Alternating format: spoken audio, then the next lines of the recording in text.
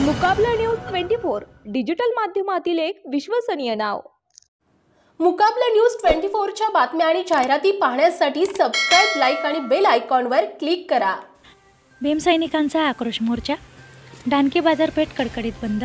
परभणी येथील घटनेच्या निषेधार्थ महाराष्ट्राच्या प्रत्येक जिल्ह्यामध्ये निषेध व्यक्त करण्यात येत असून आज दिनांक 17 डिसेंबर रोजी सकाळी 10 वाजेपासून उमरखेड तालुक्यातील डानकी शहरामध्ये संविधानप्रेमी आणि भीमसैनिक यांनी आक्रोश मोर्चा काढून डानकी बाजारपेठ कडकडीत बंद ठेवण्यात आली। यावेळी डानकी येथील व्यापाऱ्यांनी स्वयंस्फूर्तीने आपले दुकाने बंद ठेवून डानकी बंदला पाठिंबा दिला। बौद्ध विहारापासून आक्रोश निषेध मोर्चाची सुरुवात झाली। हातात निळे झेंडे घेत प्रशासनाच्या विरोधात घोषणाबाजी करीत हजारो भीमसैनिक मोर्चात सहभागी झाले होते।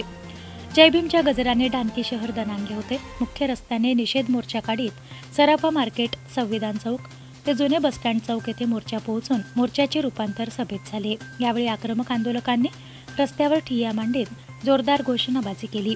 यावेळी तब्बल 3 तास वाहतूक खोळंबली। यावेळी प्रमुख वक्त्यांची भाषणे झालीत। अनेक वक्त्यांनी भीमसैनिक सोमनाथ सूर्यवंशी यांच्या हत्येचा निषेध केला।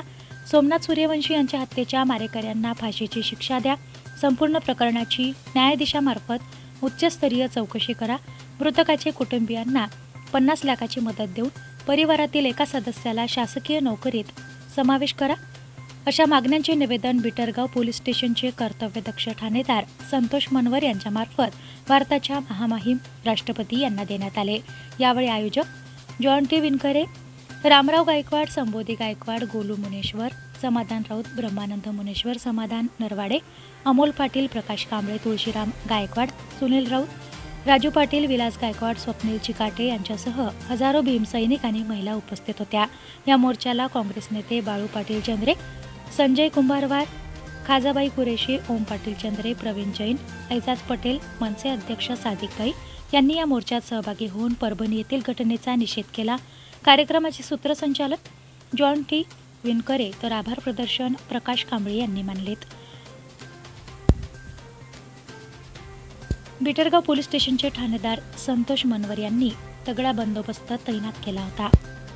गरीबातला माणूस सत्तेवर जात होता का? तुम्हाला या निमित्ताने एक उदाहरण देतो। देशाच्या राष्ट्रपती द्रौपदी मुर्मू हे कशामुळे राष्ट्रपती झाल्या? त्यांच्या मागे काय ताकद आहे?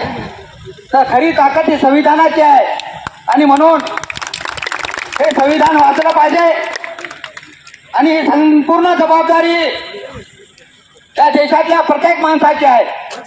कोण्या जाती पातीचा असण्यापेक्षा किंवा म्हणण्यापेक्षा संविधान ही आमची आत्मा आहे। आणि मुकाबला न्यूज 24 डिजिटल माध्यमातील एक विश्वसनीय नाव।